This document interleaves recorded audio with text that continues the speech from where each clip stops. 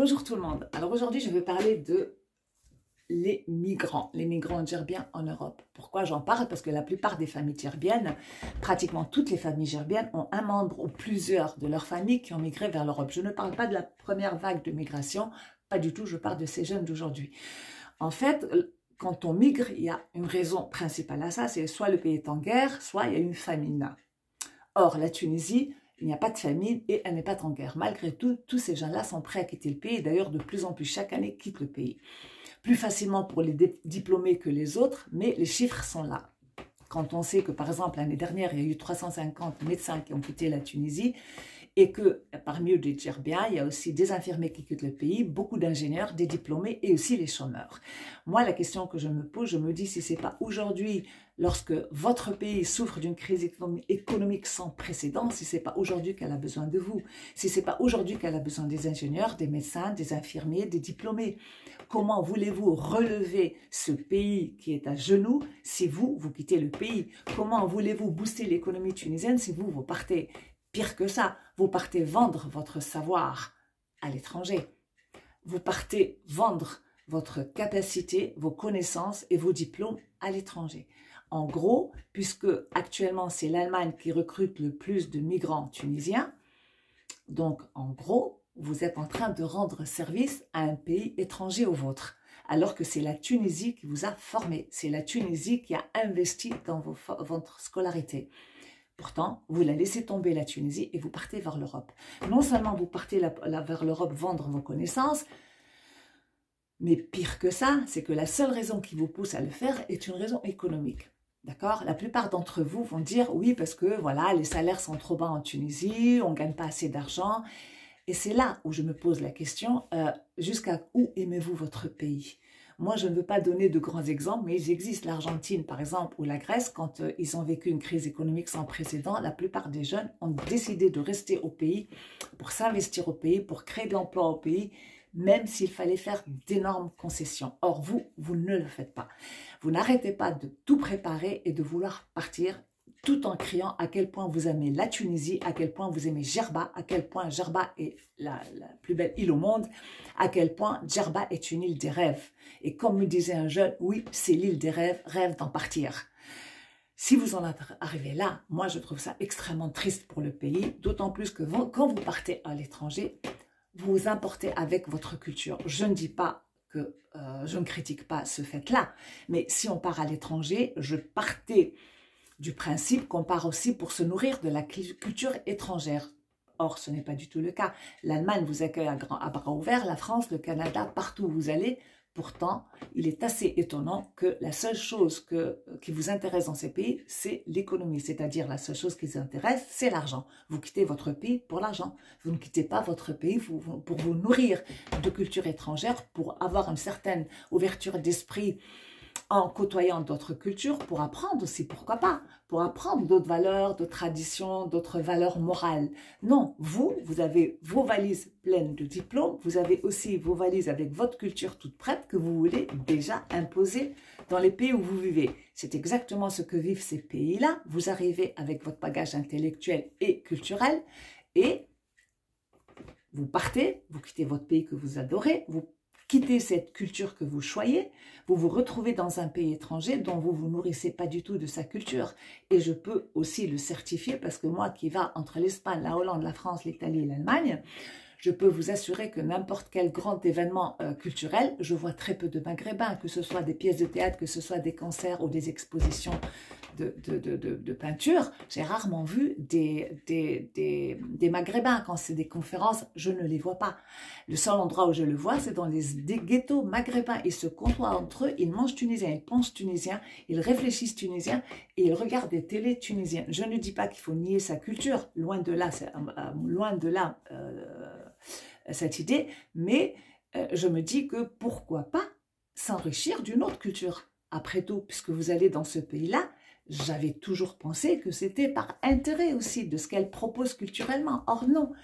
D'ailleurs, c'est pour ça que vous choisissez l'Allemagne, étant donné qu'en Allemagne, il y a un très gros problème démographique. Le peuple allemand vieillit, il y a très très peu de natalité, donc ils ont besoin de ces main-d'œuvre et ils sont prêts à vous recruter, ils font tout pour ça faciliter votre migration. Mais vous, êtes-vous prêt à vendre votre âme au diable? Êtes-vous prêt à quitter votre pays que vous chérissez tant pour aller justement booster l'économie allemande? Je ne comprends pas. Il y a une chose que j'ai jamais compris chez le Tunisien. Il vit en Allemagne, mais il va vous dire que la Tunisie est le plus beau pays au monde, qu'il adore la Tunisie, et pourtant, il le quitte. Tout simplement pour de l'argent. Donc, la seule chose qui vous intéresse, c'est bel et bien l'argent. C'est tout simplement, c'est pas très noble, hein, si je vais être honnête avec vous, ce n'est pas un titre de noblesse. Pire que ça, quand vous arrivez dans ce pays étranger en tant que migrant, non seulement vous voulez imposer votre culture, votre tradition, mais en plus, vous ne faites que critiquer ce pays-là. Combien de fois n'ai-je entendu là où je travaille, j'ai travaillé pour une association dans un quartier à forte communauté maghrébine, et la seule chose que j'entendais dire, c'était tout le temps « Ah non, non, non, non, non, nous ici on est pour l'argent, le reste qu'ils le gardent. Ils n'ont pas de tradition, ils n'ont pas de valeur morale, voilà, leur religion c'est pire, donc finalement, vous vivez dans un pays que vous n'aimez pas. Tout ce que vous aimez, c'est son argent. Alors franchement, je me pose la question, est-ce que vous êtes si fier que ça? Deuxièmement, quand vous rentrez au pays, étant donné que vous ne vous êtes pas enrichi culturellement, vous n'avez rien appris. D'ailleurs, j'aimerais bien savoir combien de Tunisiens qui vont en Allemagne savent qui est Sébastien Bach, qui est Goethe, qui est Hermann Hesse et j'en passe, ou Marx, ou tout ce que vous voulez. Donc, quand on rentre au pays, on n'a aucun bagage culturel, d'accord? Et quand on rentre au pays, on n'a rien à offrir à Djerba, ne serait-ce que le côté matériel. Pourquoi? Parce que ces migrants, la première chose qu'ils font quand ils rentrent au pays ou quand ils rentrent en vacances, c'est justement d'étaler leur richesse et de brasser des billets pour montrer à quel point ils ont réussi matériellement. Donc la seule image que gardent de vous les frères du pays, vos frères au pays, c'est que « Ah, mais alors il y a de l'argent à récolter, c'est une poule aux odeurs l'Allemagne, donc on va y aller, donc on quitte notre pays, d'accord, on ne s'investit pas du tout à essayer d'aider notre pays qu'on aime tant, on passe directement, on part en Allemagne, le plus grand rêve qu'on a. Mais le problème, c'est que les Allemands, eux, ils ont tout à gagner. Et d'ailleurs, après, vous créez bien l'exploitation. Vous dites, ah, vous savez, il y a beaucoup de ségrégation en Allemagne, il y a beaucoup de racisme en Allemagne. Mais attendez, s'il y a autant de racisme et de ségrégation, pourquoi vous restez en Allemagne? Alors que, je vais vous dire une chose, s'il y a bien un pays tolérant, c'est l'Allemagne. Il vous offre tout. Vous avez le droit de construire des mosquées, vous avez le droit de porter le foulard au travail, vous avez le droit de créer des écoles coraniques, vous avez même droit d'aller à la piscine dans des horaires bien précis. Et je rajoute, il y a même des facultés qui vous offrent des salles de prière. C'est quelque chose d'extrêmement tolérant par rapport à votre tradition et votre religion. Donc, ce que je comprends bien dans tout ça, c'est que vous demandez aux Allemands de s'adapter à votre culture et à vos traditions, vous refusez de vous adapter à la leur, que ce soit en Canada, en France ou en Allemagne. Je ne peux pas parler du Canada parce que je connais pas, enfin bref, je n'ai pas connu la communauté musulmane au Canada ou la communauté maghrébine. Or, je connais celle en Italie, en Hollande, en Allemagne, en Espagne, c'est partout pareil. Donc, vous venez, vous imposez vos valeurs, vous refusez les leurs, vous n'acceptez que leur argent.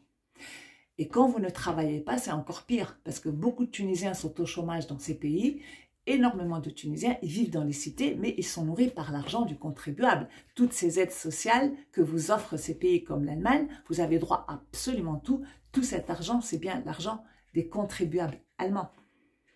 Donc, la question que je me pose, vous travaillez, vous enrichissez l'économie allemande, vous travaillez, vous vendez vos connaissances aux Allemands, vous ne travaillez pas, vous vous nourrissez de l'argent des Allemands, donc finalement, en quoi vous êtes indépendant et autonome de l'Europe, pourtant que vous détestez tant? La preuve, c'est que quand vous rentrez à Djerba, vous n'avez de cesse de répéter à quel point Djerba a une meilleure qualité de vie, a une meilleure culture, et a de plus belles traditions, et a des valeurs morales incomparables. Donc, ma question est, pourquoi ne restez-vous pas en Tunisie? Et pire encore, le jour où vous voulez vous marier, évidemment, vous ramenez une fille du pays. Pourquoi? Parce que l'allemande n'est jamais assez bonne pour vous. Évidemment, elle a quand même une tête sur les épaules et donc, il va y avoir peut-être d'avoir des conflits culturels, il y a des discussions, il y a des débats, c'est pas évident.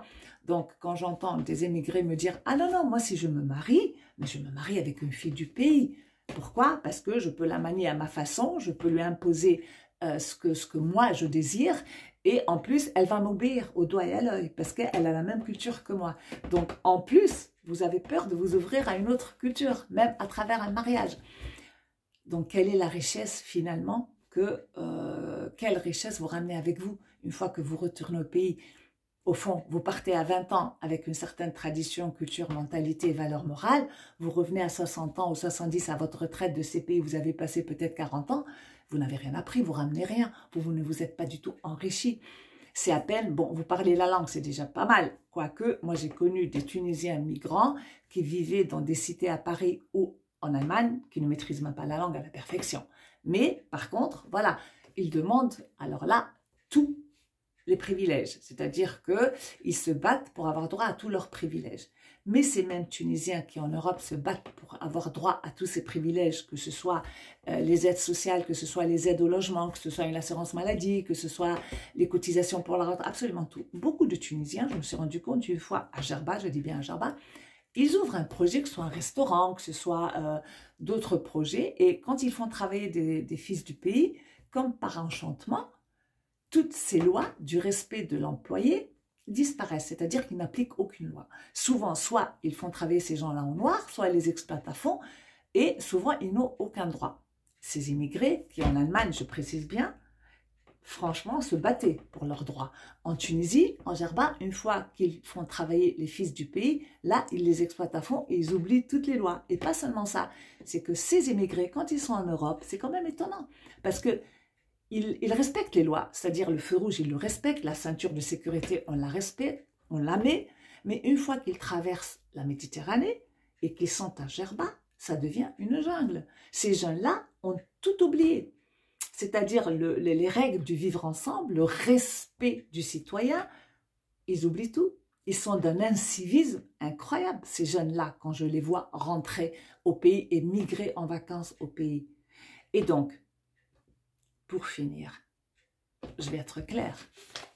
Si vous aimez tant la Tunisie, si la Tunisie est le plus beau pays au monde, que vous n'arrêtez pas de répéter ça en Allemagne, si de toute façon il n'y a que la cuisine tunisienne qui vous intéresse, s'il n'y a que la littérature tunisienne qui vous intéresse, s'il y a la culture, si tout ce qui est tunisien vous intéresse et votre âme est à fond tunisienne, alors battez-vous. Battez-vous, mais pour votre pays. Restez chez vous. Sacrifiez-vous pour votre pays. Vous savez, je vais vous dire un truc, il y a un embargo à Cuba, d'accord? Ils ne peuvent pas partir facilement. Et même ceux qui peuvent partir, et on en connaît, que ce soit des sportifs dans des compétitions internationales qui ont un visa, ou leurs médecins, ou tout le staff, une fois à l'étranger, ils peuvent demander un asile politique. Or, eux rentrent chez eux. Et j'ai rencontré ces Cubains à plusieurs reprises qui me disaient, non, nous, on ne va pas rester en Europe. Nous, on va se sacrifier pour notre pays. Même si on doit manger peu, on restera chez nous. Vous, vous faites quoi? Donc finalement, à la Tunisie, il restera quoi si les cerveaux partent? D'accord? Les jeunes partent. Qu'est-ce qui va rester pour la Tunisie? Les imbéciles, les ploucs et les idiots, c'est avec eux que vous allez continuer à construire votre pays? Alors réfléchissez bien. Je sais que ce que je viens de dire va choquer plus d'un, mais personnellement, quand j'entends une maman me dire que je suis prête à payer 8000 dinars pour que mon fils prenne un bateau, une barque, et qu'il risque sa vie pour aller en Europe, alors que finalement, en Europe, soit il va tomber dans la drogue, soit il va se faire exploiter, sur des chantiers de construction, parce que son fils n'a pas de diplôme, et qu'il va vivre dans franchement une chambre à rats à 4 pour pouvoir se nourrir, et que cette maman lui demande « envoie-moi de l'argent quand tu es en France ou en Allemagne », et que ce jeune va se plier en deux justement pour faire n'importe quel boulot. Pourquoi? Pour nourrir sa maman à Djerba, alors qu'elle n'est pas en manque souvent. Donc je me pose vraiment la question, à quel point aimez-vous vos enfants? Et les Tunisiens qui partent, à quel point aimez-vous votre pays? Voilà, c'était ma question finale.